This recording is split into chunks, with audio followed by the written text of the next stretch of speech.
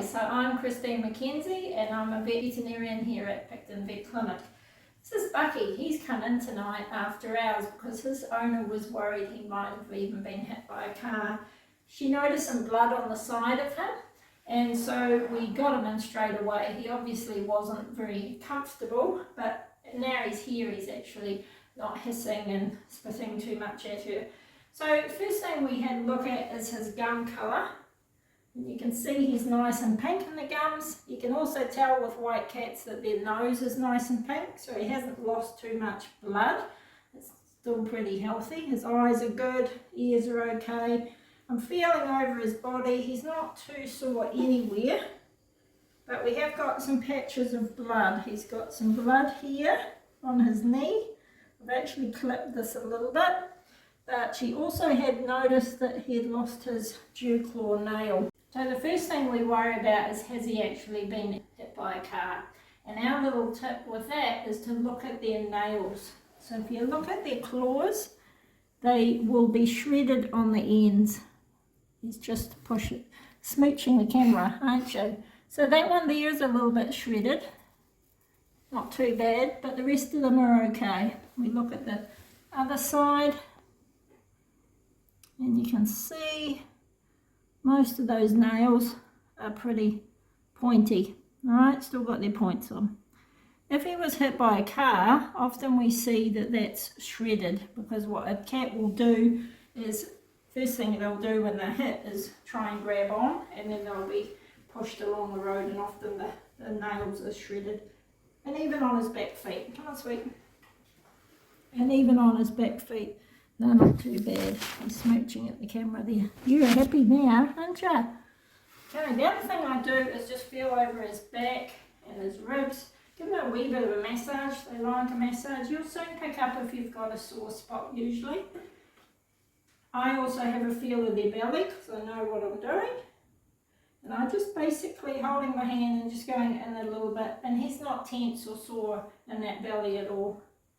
Sometimes I can even feel a bladder, but you're okay there, aren't you? He just wants to go home now. Alright, so, and I've taken his temperature. His temperature is normal. Of course, it's been a sudden accident, so it's not going to change much very quickly, but it is up just slightly. So, our main injuries, by the looks, I'm just going to lie him on his side, lie on your side, is basically, I'm going to hands. He's actually torn the whole nail off that dew claw, so we'll just clean that one up. That's okay. He's got a wee puncture hole here, and I can feel under his arm that's a bit swollen, but it's not broken, obviously. He is walking around okay on it.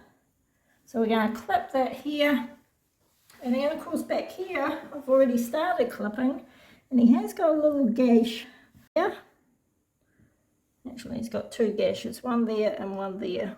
So it's not ripped underneath, and he's not actually too sore about that. But I'm going to clean that up, and I am going to just pop a little stitch into both of those. So we talk about the golden period with wounds, and if they're fresh like this, and they're actually cleaned up and sutured within 6 hours, then that's a good chance of them healing. If we've left it more than 6 hours, so say you wait till the next day, that will actually have started to heal. So what you need to do then is trim the edge of the skin and then stitch it together again. So it's a really good idea to get wounds like this looked at sooner rather than later, because sometimes we can just simply pop a wee stitch through with local, especially if those edges are nice and fresh.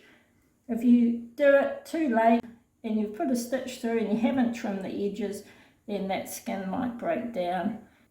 Hey, he's starting to relax now, hey? But otherwise I think he's got off pretty lightly. So now we also do get asked whether it's a dog or a cat. I usually find that these wounds are typical of a cat. Usually a dog would cause more trauma, and especially if it's a big dog, they'll cause more damage, like even broken bones.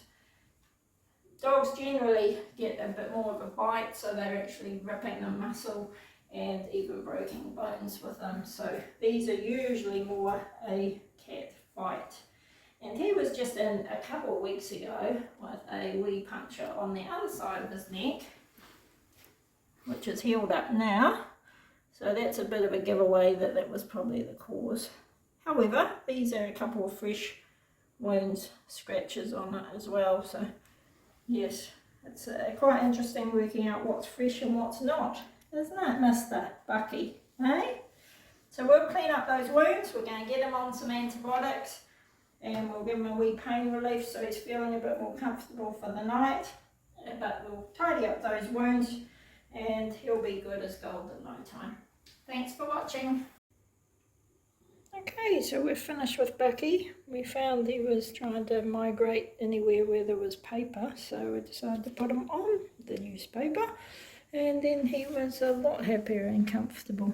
We just had a look at that wee hole there. I've clipped it up a bit better. So that's what you also need to do, is get some scissors out and just trim the hair around wounds so you can see how deep they go and how big they are.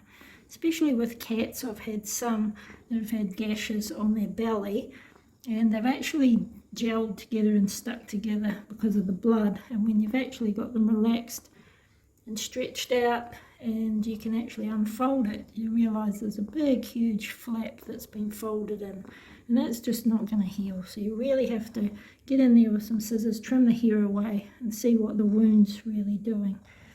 That one I'm pulling apart now, but when it's released it will gel together. It's only a wee puncture hole, just a wee tooth bite's gone through there. And then looking at his nail, he's actually lost the whole nail there, and that's just the wicky bit, but that will grow back, should be fine.